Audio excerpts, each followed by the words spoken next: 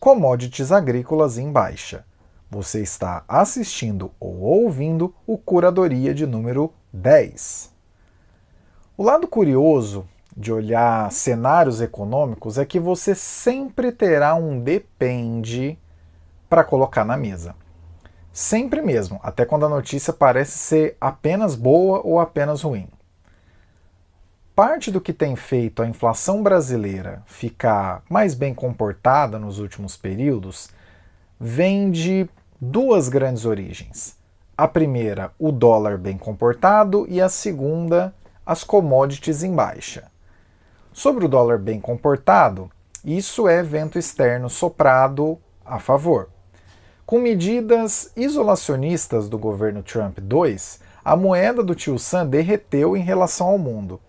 Neste ano, o DXY, que é a comparação entre o dólar e uma cesta de moedas relevantes no mundo, como euro, iene, libra esterlina, dólar canadense e franco suíço, esse DXY caiu 9,5%, considerando o year to date, ou seja, entre 1º de janeiro de 2025 e o dia em que esse episódio está sendo gravado, né, no meio de dezembro. Esse é um dos piores anos para esse índice, e isso significa basicamente que o mundo inteiro está vendo suas moedas domésticas se valorizarem em relação ao dólar. Já pelo lado das commodities, neste ano elas trouxeram boas notícias e também más notícias. As boas notícias são para nós, consumidores. As commodities caíram e trouxeram preços bem mais comportados, o que inclusive contribuirá com a inflação abaixo do teto da meta esse ano, que era uma coisa inimaginável no começo desse ano. E quanto às más notícias, principalmente olhando para as commodities agrícolas, atenção, nesse vídeo estaremos falando sobre as commodities agrícolas. As demais, como as metálicas, né, ouro e prata, tiveram altas imensas, dispararam nesse ano, enquanto o petróleo também andou de lado, mas aqui nós estamos falando das commodities agrícolas. Vale primeiro fazer um adendo sobre como funcionam os negócios do agro antes da gente seguir adiante. Quando nós pensamos em um negócio, as duas óticas mais fundamentais para um negócio são o quanto esse negócio custa para operar e o quanto de receita ele consegue gerar. Porque desses dois pontos, basicamente todo o resto vai ser derivado. Por exemplo, onde você tem que focar, como fazer para conquistar mais mercado, como otimizar os resultados e por aí vai. Na maioria dos negócios, você consegue minimamente controlar o custo e ter algum nível de repasse para preço se esse custo sobe. Né? Talvez você tenha pensado, mas todo o mercado é assim. Mas pensa, por exemplo, na diferença de preços que você encontra em um hipermercado e os preços que você encontra no mercadinho do lado da sua casa, né, perto de onde você mora. Os produtos podem ser os mesmos, mas os preços são completamente diferentes, pelo efeito praticidade. Né? Isso é só um exemplo, mas se você pensar com calma, certamente você vai lembrar de outros exemplos. No mercado de commodities não acontece essa facilitação de você poder controlar o custo por um lado e fazer repasses para preço se esse custo se alterar. Onde no mercado de commodities, quem dita o preço é o próprio mercado e você não pode fazer nada em relação àquilo. No máximo, oferecer alguma condição melhor de entrega e olhe lá. Nos negócios agrícolas, você controla o custo, como nos outros negócios, né? Só que o preço daquilo que você vende está totalmente fora do seu controle, porque ele vem das negociações no mercado, um mercado inclusive que é global. Em função de poder controlar única e exclusivamente o custo, quando acontecem eventos que deixam a receita mais apertada, como commodities em baixa, ou mesmo problemas com a safra, quando você entrega muito menos produto e no final das contas a sua receita vai ficar mais baixa também. Quando você tem essa situação em negócios agrícolas, você acaba se deparando com o cenário atual.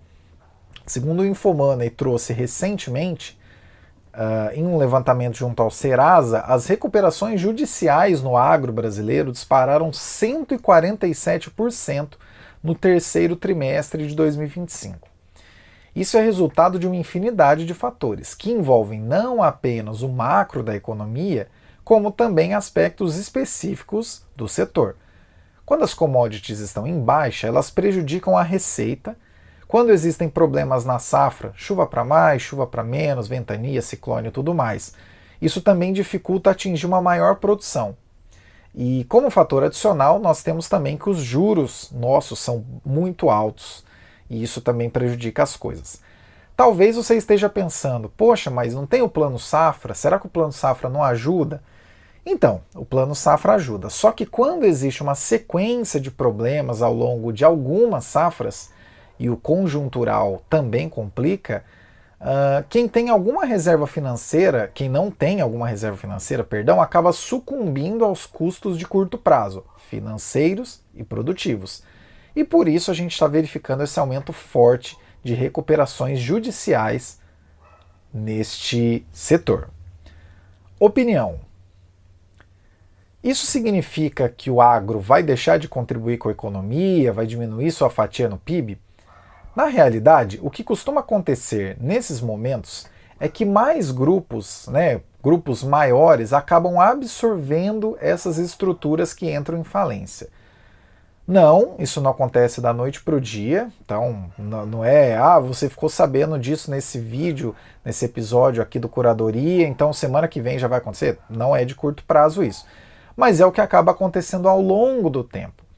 E o porquê disso é razoavelmente simples de ser explicado.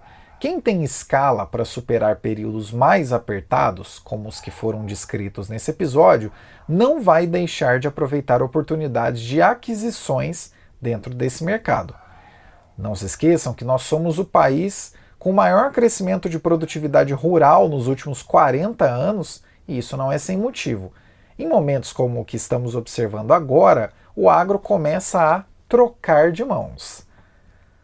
E é por isso, não apenas que esse aumento de recuperações judiciais acontece, é por causa das commodities em baixa.